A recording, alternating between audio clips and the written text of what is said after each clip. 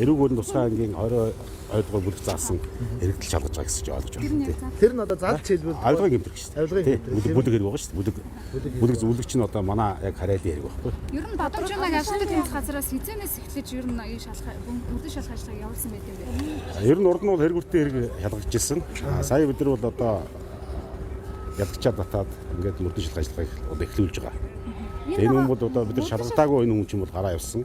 Ер нь оргон зайлс гэдэг бол хоос хоёр анзаар ойлгож байна ш. Нэг нь хэрэг шалгаж байгаа оргон зайлс мөн хэрэг шалгахын өмнө гараа явсан гэсэн юм. Улсын хэлбэл бол одоо мөрдгөө гоорын ямар саналтай байгаа энэ хүний цагдаа тасцэрэг харах хэмжээ авъя гэж байгаа юу? Прокурор ямар санал хөрвүүлж байгаа вэ? Гэхдээ одоо ингээд процесс ажиллагаа эхэлнэ шүү дээ. Өнөөдрөөс сэжигчнэрээ баримталж чинь шүүхэд хандаад шүүх сэжигчнэрээ баримтсан байна.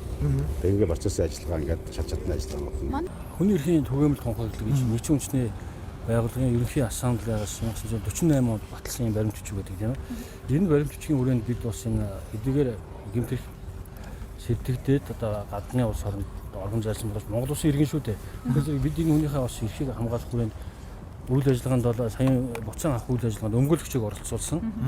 Тэгээ өмгөөлөгч бол оролцож энэ хүний эрхийг хангахын арга хэмжээ авсан. Нэг дэх асуудал байна.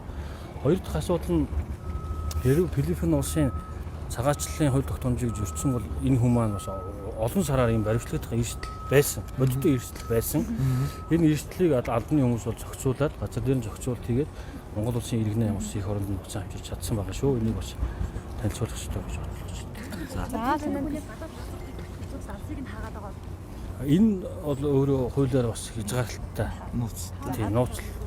Яг эрүүгийн хэрэг хянан шийдвэрлэх тухай хууль гэж байгаа. Сэтгүүлч 5 хүн маань мэдж байгаа тийм ээ. Энэ дээр мөрдөн шалгах байгууллага албан тушаалтан мөрдөн шалгах ажиллагааны төлөвлөлт явц үр дүнг нууцладаг ийм зохицуулалттай шүү.